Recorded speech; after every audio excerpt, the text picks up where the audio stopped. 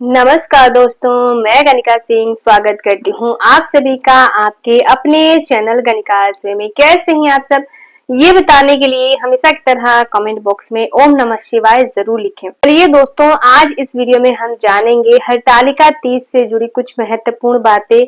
मैं 5 बातें आप सभी को ऐसा बताऊंगी कि आप लोगों को हरतालिका तीज पे ध्यान रखना है, भूल से भी गलती नहीं करना है। ठीक है, आप लोग अच्छे से बातों को सुन लीजिएगा, समझ लीजिएगा और कुछ आप लोगों के सवाल है जो भी आज हम इस वीडियो में जानेंगे। तो बने रहिए मेरे साथ मेरे चैनल पर। अगर आप सभी के लिए वीडियो हेल्पफुल होता है तो प्लीज एक लाइक जरूर करें और इसके साथ ही मेरे चैनल को सब्सक्राइब करके बेल आइकन को प्रेस कर दें ताकि मेरी आने वाली वीडियो की सभी नए नोटिफिकेशन आप सभी के पास सबसे पहले पहुंचे। तो चलिए हम वीडियो को शुरू करते हैं। तो सबसे पहले तो मैं आपको बता दूं कि इस साल 2025 में हरतालिका तीज का व्रत रखा जाएगा। 26 अगस्त को दिन रहेगा मंगलवार और 27 अगस्त दिन बुधवार को हमें व्रत का पारण करना है। उसके एक दिन पहले नहाय खाए की विधि की जाएगी। ठीक है, तो सबसे पहला आप लोगों का सवाल है कि दीदी क्या पहली बार हम व्रत कर सकते हैं? तो जी बिल्कुल, मैंने पहले भी बताया हुआ है कि पहली बार हम व्रत कर सकते हैं। ठीक है, दूसरा आप लोगों का सवाल है जो कि गर्भवती महिलाओं ने विशेष करके कमेंट किया है कि दीदी हम व्रत कैसे करें। तो देखिए, मैं आपको बता दूं कि गर्भवती महिलाओं के लिए मैंने पिछले वीडियो में भी बताया था कि व्रत जो है वो छूटना नहीं चाहिए, छोड़ नहीं सकते हैं हम। ठीक है ना, तो जितना हमसे हो पाता है, सहन हो पाता है, हमें रहना चाहिए। अगर ना सहन हो पाए तो हम जो है वो हम पानी पी सकते हैं। और ऐसे भी जो भी नई लड़कियां हैं जो पहली बार कर रही हैं, उनके लिए मैं बता दूं कि कभी कभी नहीं हो पाता है तो आप लोग जो है वो संध्या के समय पूजा करने के बाद पशु बनकर जो है वो हम पानी पी सकते हैं। पशु बन के मतलब एक थाल में पानी लेकर, ठीक है, गले में जो भी हम साड़ी पहने रहते हैं उसके दुपट्टे से हमें जो है वो रस्सी जैसा बनाकर उसके बाद जो है हम घुटने के बल आके पानी पीते हैं। तो इसे ही पशु बनकर जो है वो बोला जाता है, तो हम ऐसे में पी सकते हैं। ठीक है, पहली बार का नियम आप लोगों ने पूछा है, तो देखिए पहली बार जहां है वहीं से हमें व्रत उठाना चाहिए। ससुराल और मायका का कुछ इसमें नियम नहीं है। पहली बार जो है वो ससुराल के लिए तीजा आता है। पहली बार जब हम व्रत करते हैं तो इसमें हमें दो जो है वो साड़ी की जरूरत होती है। सबसे पहला तो हमें पहनने के लिए और दूसरा जो है वो वस्त्र दान करने के लिए। ठीक है, कोरे का इसमें नियम है पहली बार में। बाकी का जितने बार हम करते हैं इसमें कोरे का कोई नियम नहीं होता है। ठीक है, ये चीज क्या है जो कि आप लोग ध्यान रखिएगा कि व्रत से एक दिन पहले नहाए खाए के दिन ही अच्छे से बाल वगैरह धो लीजिएगा, साफ और स्वच्छ हो जाइएगा।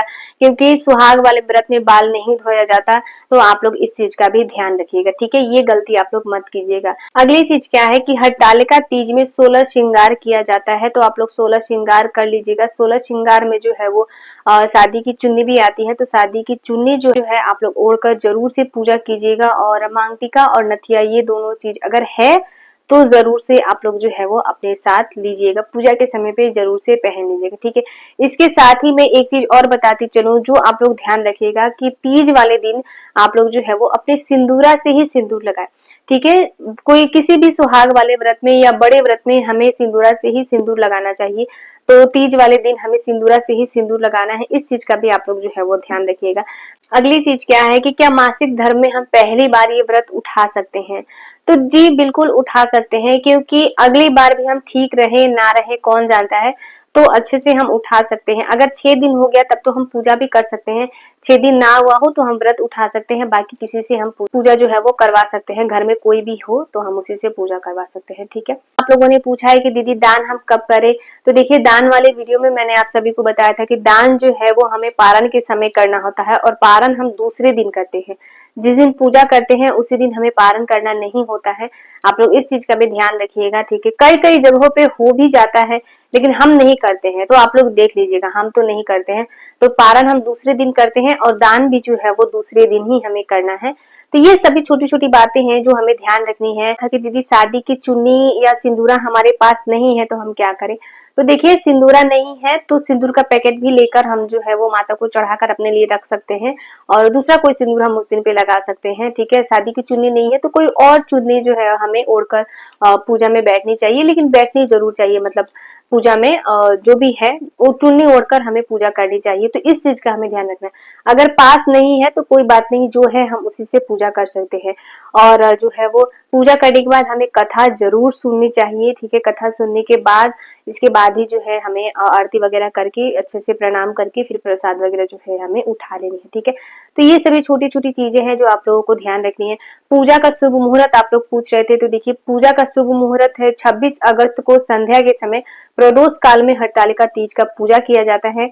तो 26 अगस्त को संध्या के समय प्रदोष काल के समय 6:01 से, ठीक है, और 7:35 तक विशेष मुहूर्त है, ठीक है। और इसके बाद जो है वो 9 बजे तक हम पूजा कर सकते हैं, मतलब 6 बजे से 9 बजे रात्रि तक हम जो है वो पूजा कर सकते हैं। अच्छा, एक चीज आप लोगों ने और पूछा है कि दीदी पार्थिव शिवलिंग का विसर्जन हम कब करें।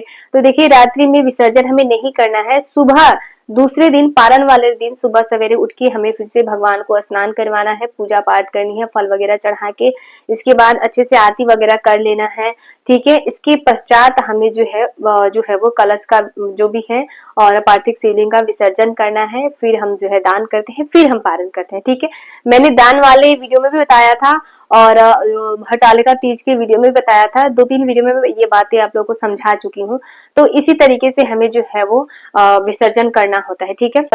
सिंदूर सुहाग कब लेना है आप लोगों ने पूछा है। तो देखिए सुहाग जो है वो हम संध्या के समय लेते हैं, जब हम पूजा करते हैं, पूजा वगैरह जब हम अपना कर लेते हैं, आरती वगैरह करके माता को प्रणाम कर लेते हैं और उसके बाद जो है हम माता को सिंदूर चढ़ाते हैं और वही सिंदूर वाला जूठा हाथ हम अपनी मांग में भरते हैं, तो इसी को सुहाग लेना बोला जाता है, ठीक है।